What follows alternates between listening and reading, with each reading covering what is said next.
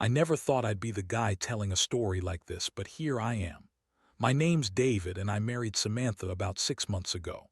We'd been together for 5 years, and honestly, I thought we had something solid. She was smart, beautiful, confident, the kind of woman who could have any man she wanted. But I was the lucky one, or so I thought. We had a good life, or at least that's what I believed. We'd planned our wedding for months, and I was genuinely happy. I believed everything was perfect until it was.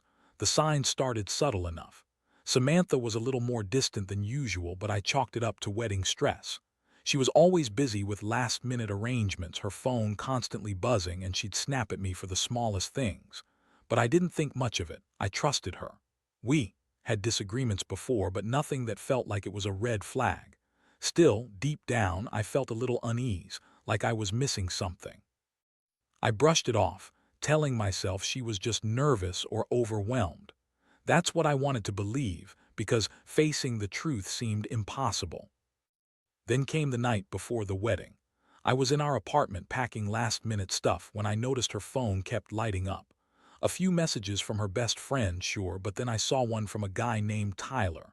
It was late, around 11 p.m., and the message was simple: "Can't wait to see you tomorrow. Tonight was amazing." My stomach sank. I froze for a second, then slowly looked at the messages before she could notice. There were more. Flirty, suggestive, and pretty damn obvious. I felt my blood go cold. This wasn't just a mistake or a flirt, it was something else entirely. I spent the night tossing and turning, trying to process what I'd found. I was furious, confused, hurt, all at once. The next morning I saw her getting ready for the wedding, her makeup perfect, her dress shimmering. She looked confident, like nothing was wrong. I didn't say anything yet. I wanted to confront her, but I was also scared of what I might hear. How could she do this? How could she cheat on me, especially with Tyler? My best man, no less. I mean, the guy I trusted the most. That crushed me more than anything. What really stung was how she acted that morning, like she was on top of the world, oblivious to what I knew. It was a surreal moment, seeing her so happy, knowing she'd betrayed me the night before. I felt like I was living someone else's nightmare, and I knew deep down that my life was about to change forever. The wedding went on as planned, but I was a shell of myself. I put on a brave face for everyone, especially for her. Samantha was her usual bitchy self, snapping at the vendors, dismissive of my family, and throwing tantrums when things didn't go her way. I could see her trying to act perfect, but I also saw the little sneers, the quick glances at her phone, the way she'd brush her hair back just a little too often. It was like she was hiding something, and honestly, I couldn't focus on the vows or the celebration because my mind kept circling back to what I already knew. After the reception, everyone was leaving, and she pulled me aside. She looked at me with her usual smirk, the one she used when she wanted something or was about to lie her ass off. "David, I know you're upset," she said, voice dripping with fake concern. "But you're overthinking, you're always paranoid. I love you, I swear. Tyler's just a friend. You know how he is, always joking around, nothing serious." Those words punched through me like a dagger. I could see her trying to convince herself as much as me. It didn't matter. I knew the truth. I'd seen her texts. I'd seen her smile at him like she was sharing some secret that only they knew. I didn't shout, I didn't cry. I just looked at her and felt this wave of cold rage. Because how could she lie so easily? How could she pretend everything was fine? I wanted to call her out right there, to tell her I saw everything, but I held back. I knew it wouldn't do any good. Instead, I just nodded, told her I was really tired, and went home alone that night. My mind was racing. I kept replaying the moments I'd caught her in that lie, trying to piece together how long she'd been doing this, how deep it went. The woman I was about to marry, the one I'd trusted with everything, she was cheating on me. And not just with any guy. Tyler, my best man, someone I had counted on, someone I thought knew me better than anyone. It was like my entire world was crashing down piece by piece. The next few days were hell.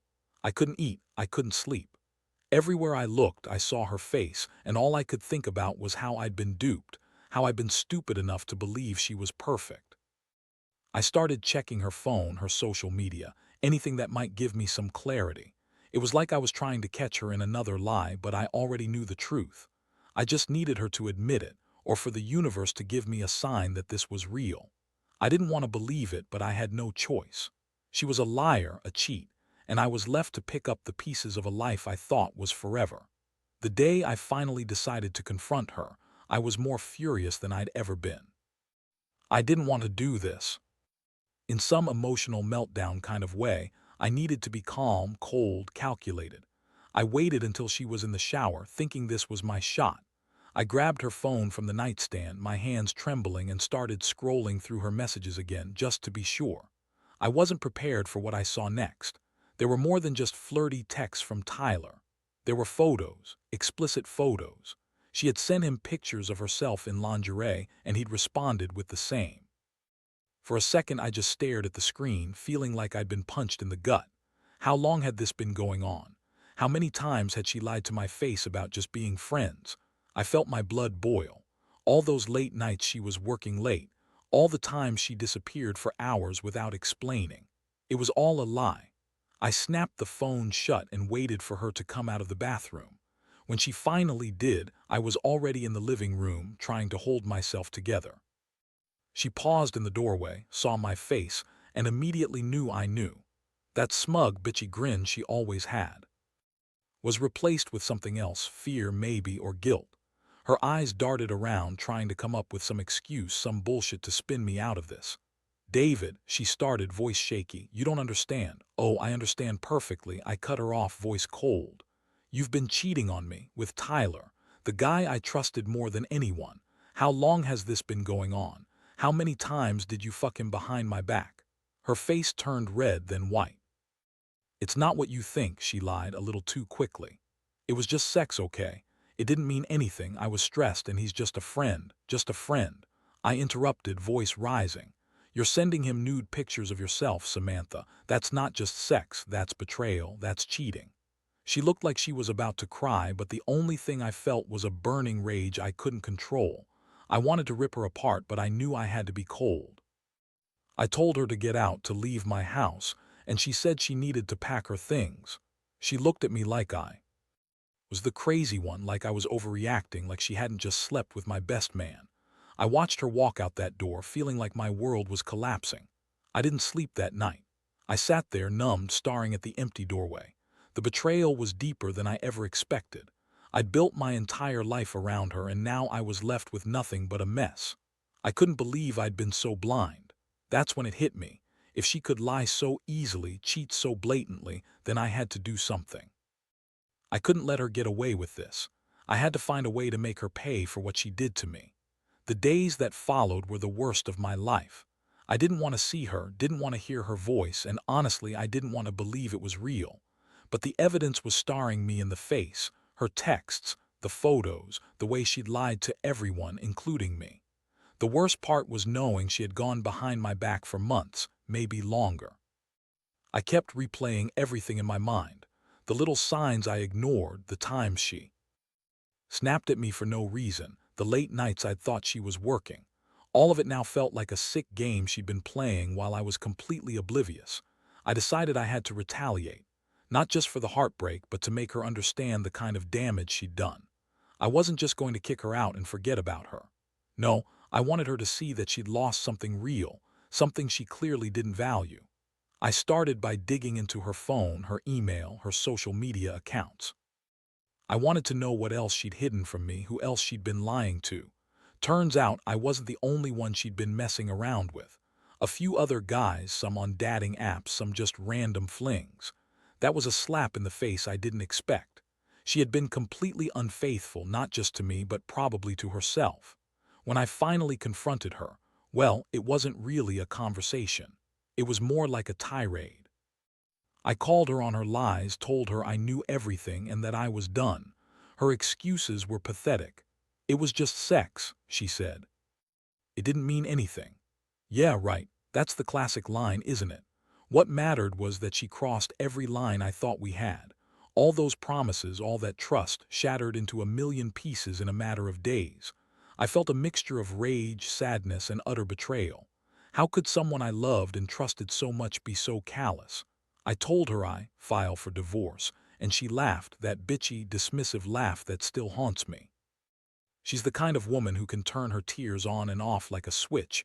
She was crying 1 second, then smirking the next, like this was all some big joke. Deep down, I knew I'd never get her back. She was gone, lost in her own lies and selfishness. I started making plans to move out, to start over. I realized I needed to take control of my life again, even if it meant losing everything I thought was real.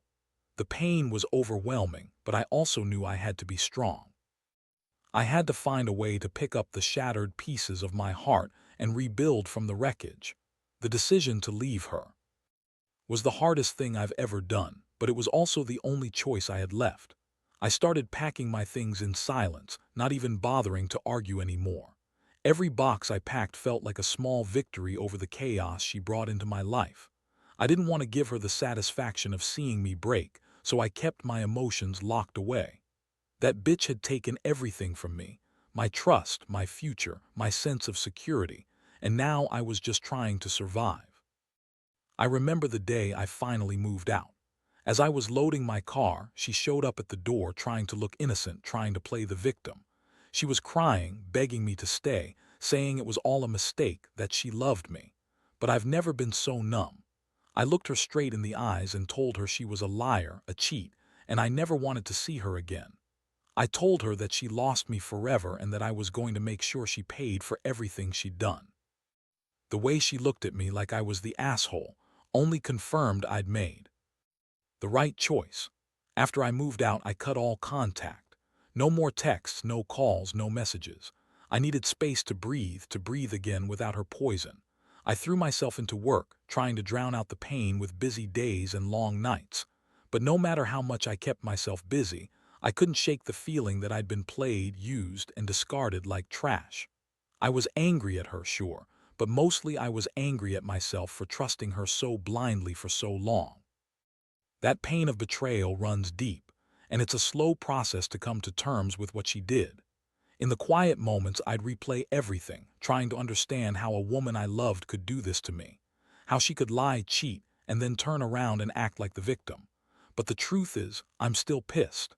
I'm hurt, yeah, but mostly I'm furious.